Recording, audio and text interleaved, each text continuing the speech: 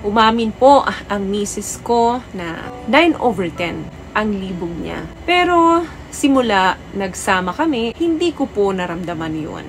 2016 po, lagi ko siya nahuhuli na binivisit niya ang FB. Maitim ba skin? Underarm at singit mo? K-Skin ang bahala sa'yo. Premium ang ingredients, paraben-free and sulfate-free, and FDA-approved, kaya safe for everyone. With K-Skin, ibalik ang alindog mo. Huwag nang magpahuli. Hi guys! Welcome back to our channel. Kumusta po kayong lahat? Sana ay nasa mabuti po kayo. At sa mga hindi po nakakakilala sa akin, my name is Cheryl Ting. At kung bago lang po kayo sa channel na to, pwede po pong makahingi ng isang favor to please consider to subscribe dito po sa ating channel. And also, huwag nyo na rin po sanang kalimutan i-like and i-follow ang ating Facebook page official and also ang ating TikTok account, Cheryl Ting. Maraming salamat po. And for today's video is about our secret files. And here is the story. Hello po! May tatanong lang ako. Umamin po ang misis ko na 10/10, 9/10 ang libog niya. Pero simula nagsama kami, hindi ko po naramdaman yun. 2015, kinasal kami. Pero 2016 po, lagi ko siya nahuhuli na binivisit niya ang FB or Facebook page ng ex niya. Malaki po ang agwat ng edad ng ex niya sa kanya. Ngayong 2024 po, ngayon ko lang sinabi sa kanya na simula noong 2016 hanggang 2024 na hindi ko sinasabi sa kanya na lagi ko siyang nahuhuli na binibisita niya ang Facebook page ng ex niya. Ano po ba ang dapat kong gawin? 9 years na kaming kasal. Sobra sakit kasi para sa akin na lalaki. Hindi niya malimutan yung ex niya. Bigla akong nanghina. Alam mo, nagsiselos ka ngayon.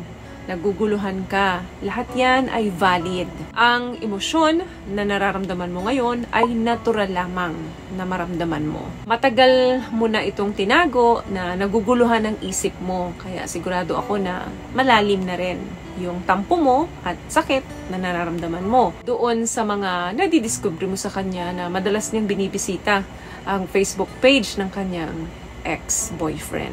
Lagi kong sinasabi sa mga video natin na tanging bukas na usapan lamang ang solusyon para mapag-usapan o masolusyonan ng mga problema ng mag-asawa. Dapat una pa lang na may nadiskubre kayong ganito sa mga partner ninyo, pag-usapan nyo agad ng mahinahon. Kailangan na pag-usapan ito ng walang panghusga or bahid ng pag-iisip na hindi maganda sa mga partner ninyo dahil kayo rin ang maapektuhan nito. What I love about this product, itong No More Dark Secret ng K-Skin, bukod sa may advanced whitening na siya na kung saan pwede niyang matulungan na pumuti yung mga singit-singit mo, moisturizing, meron siyang anti-irritation, antibacterial, maintain healthy pH level. Hindi lang pambabae, meron din po tayong pang-lalaki. Dapat hindi mo na ito pinatagal ng ilang taon na nagdusa ka, no? Na naguguluhan ang isip mo doon sa mga nangyayari. Kausapin mo siya nang nandun pa rin ang pagmamahal at respeto.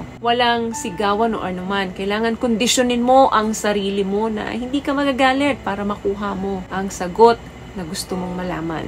Kasi it's not what you say, it's how you say it. Hindi yan sa kung ano yung sinasabi mo.